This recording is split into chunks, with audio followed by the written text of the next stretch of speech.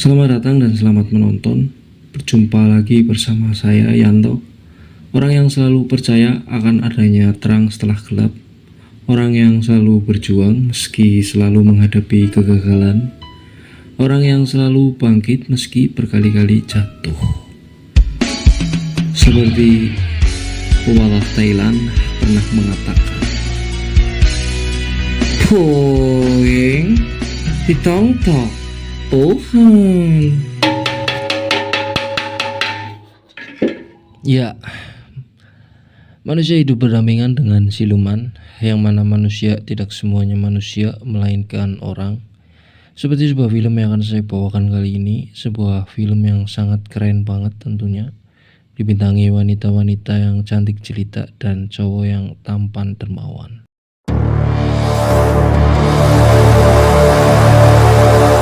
Menurut legenda, di atas danau lupa terdapat sebuah pintu naga. Semua jenis naga yang dapat melewati pintu naga akan mendapat sebuah kesempurnaan, berubah menjadi naga yang sebenarnya. Naga air jahat, Sanyang, ingin melewati pintu naga untuk mendapatkan kesempurnaan. Kepala aliran Buyu, Xuan Jisi, datang menghalangi Sanyang. Sanyang memiliki sebuah dendam kepada Xuan Jisi dan berniat membalaskannya setelah menjadi naga sesungguhnya. Xuan Jisi menyegel Sanyang selama 100 tahun dan berharap Sanyang bisa bertobat, belajar menjadi lebih baik selama masa segelnya.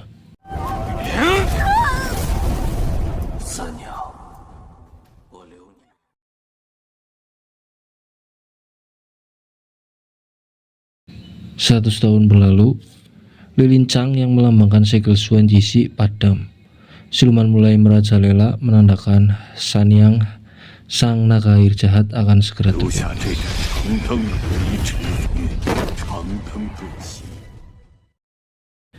Di Gunung Taiyue, kuil Xuanzhu, ada sebuah buku bernama Wusitian atau buku langit tanpa huruf yang bisa mengetahui masa lalu, masa depan, dan masa-masa indah bersamamu yang kini sudah hampir terlupakan.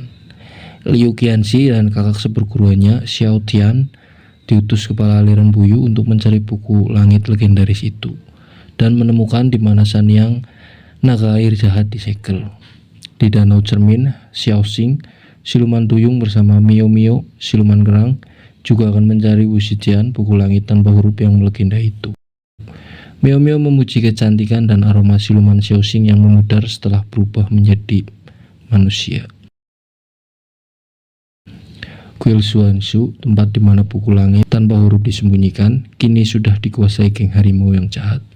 Lihat Xiaoxing dan Mio Mio sudah berada di situ. Xiaoxing berniat menemukan pintu naga menggunakan buntuan buku langit tanpa huruf. Lalu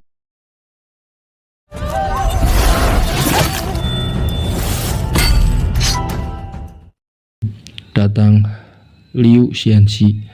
Meski aliran Buyu hanya terkhusus mengurusi kekuatan supranatural, membasmi iblis dan siluman, namun kelakuan geng harimau sudah lewat batas, lebih jahat daripada iblis dan siluman.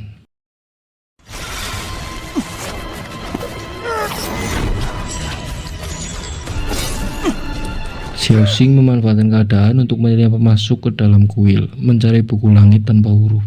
Namun pemimpin geng harimau Luocha, manusia setengah siluman, menghalanginya. Disusul Liu Qianxi yang masuk ke dalam hingga terjadi pertarungan yang sangat-sangat keren sekali.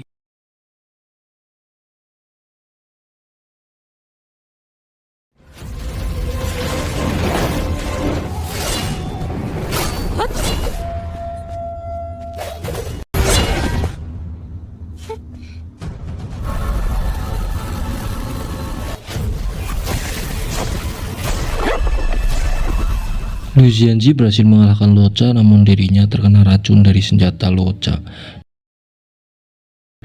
Di sisi lain, Mio Mio berhasil mendapatkan buku langit tanpa huruf dan membawanya kepada Sanyang, naga air jahat yang tersegel. Sanyang menanyakan cara untuk mengembalikan pintu naga yang telah dihancurkan. Roh buku langit menjawab, meski pintu naga telah dihancurkan, namun setelah 100 tahun jika keturunan dari suku naga masuk ke laut lupa lagi, itu akan memicu kemunculan pintu naga dengan sendirinya. Untuk membuka pintu naga harus menemukan mutiara naga. Di mana mutiara naga? Setelah Mutiara Naga keluar dari Laut Lupa, Mutiara Naga jatuh ke dalam Danau Cermin, berubah menjadi Xiaoxing. Namun pintu Laut Lupa disegel Xuan Zixi, dan yang bisa membukanya hanya murid dari aliran Puyu. Lalu Sanyang mengurung roh buku langit dan akan menggunakan buku langit untuk memanfaatkan Xiaoxing dan Liu Xianxi. Xiaoxing menggunakan kekuatannya untuk menyelamatkan Liu Xianxi. Lalu Miao Miao datang dan memberikan buku langit tanpa huruf kepada Xiaoxing. Awalnya Xiaoxing kebingungan menggunakan buku langit. Namun ketika dia bertanya kepada Miao Miao bagaimana cara menemukan pintu naga, buku langit yang menjawabnya dengan pergi ke Laut Lupa. Dan pintu masuk Laut Lupa hanya bisa dibuka oleh murid aliran Puyu. Liu Xianxi yang sedang pingsan, dirinya bermimpi tentang kehancuran desanya, di mana sosok naga jahat memporak-porandakan desanya dan membuat semua warganya hangus dan membuatnya tersadar. Liu Xianxi yang mencium aroma siluman, dirinya segera mengeluarkan pedangnya lalu menyerang Miao Miao.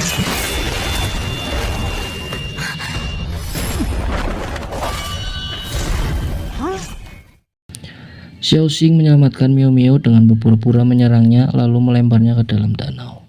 Liu Xianxi yang memang berniat mendapatkan buku langit untuk menemukan tempat tersegelnya Sanyang, dia ingin meminjam buku langit kepada Xiaoxing. Namun Xiaoxing akan meminjamkannya jika Liu Xianxi membantunya menemukan Laut Lupa.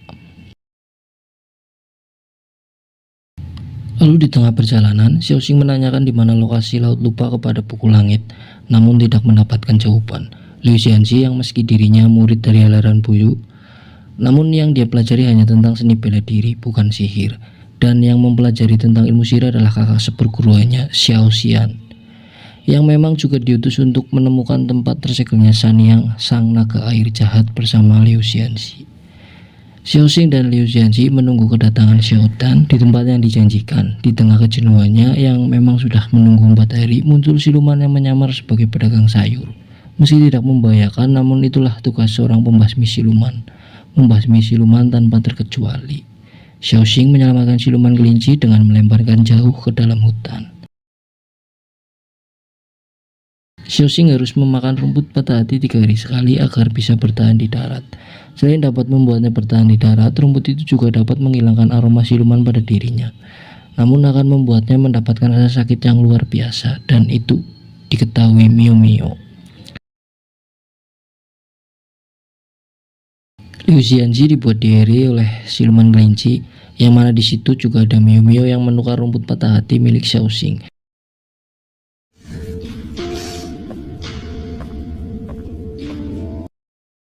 Xiaoxing mengetahui perbuatan siluman kelinci dan meminta obat penawarnya. Liu Xianxi berada di situ juga dan lagi-lagi Xiaoxing menyelamatkannya.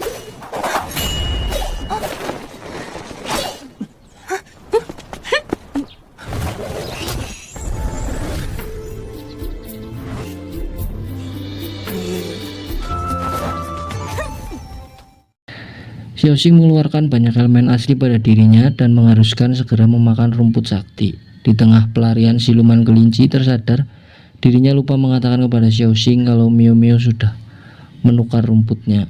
Lalu Xianxi yang mencium aroma siluman, dirinya segera masuk ke dalam kamar Xiaoxing dan melihat Xiaoxing telah menjadi siluman. Alhamdulillah siluman kelinci sudah tiba di situ dan menyadarkannya tentang balas budi Liu Xianxi teringat ketika dirinya diselamatkan Xiaoxing dan membawa Xiaoxing menuju danau terdekat. Xiaoxing meminta siluman kelinci untuk memberikan buku langit kepada Liu Xianxi. Lalu datang Miao Miao bersama pasukannya. Liu Xianxi yang memang menaruh hati kepada Xiaoxing, meski Xiaoxing adalah seorang siluman, dirinya segera menyelamatkan Xiaoxing bersama Xiao Xian. Xiaoxing yang terancam, dirinya mengeluarkan elemen asli pada dirinya. Kejadian itu dilihat oleh Liu Xianxu dan Xiao Xian. Mereka segera menuju tempat itu dan menghabisi semua pasukan Miao Miao. Beruntung Miao Miao diselamatkan Sanyang. Lalu Sanyang masuk ke dalam Miao Miao. Xiao Xian menanyakan lokasi Laut Lupa kepada buku langit yang dikendalikan Sanyang. Ternyata lokasi Laut Lupa berada di dasar Danau Cermin. Xiaoxing menggunakan kemampuannya untuk membuka portal menuju dasar Danau Cermin. Menggunakan kompas legendaris, mereka berhasil menemukan pintu Laut Lupa. Ketika memasuki pintu, mereka tiba di aula utama aliran Puyu. Mereka menyadari bahwa itu adalah sebuah ilusi. Mereka kembali tiba di Danau Cermin dan melihat Xiaoxing di kehidupan sebelumnya sebagai murid aliran Buyu, lalu berubah menjadi batu tiga kehidupan yang mana bisa mengingatkan seseorang di kehidupannya yang dahulu. Liu Xianxi mendapatkan penglihatan di masa lalu. Ternyata mimpi yang selalu menghantuinya sesosok naga yang menghancurkan desanya itu adalah Liu Xianxi sendiri. Xuan Jixi, ketua aliran Buyu yang sebelumnya menyegel Sanyang, masuk ke dalam tubuh Liu Xianxi. Lalu datang juga Miao Miao yang kini tubuhnya sudah dikuasai Sanyang.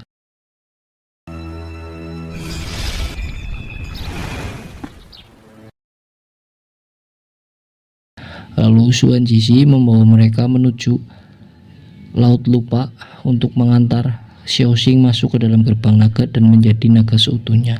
Namun dihalangi oleh Miao Miao dan Miao Miao berhasil masuk ke dalam pintu naga.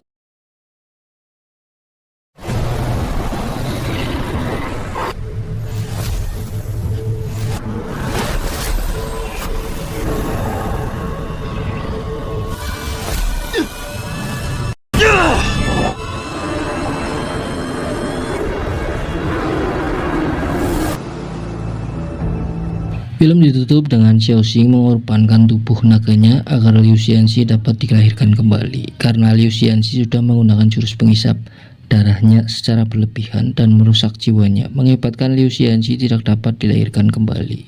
Terima kasih.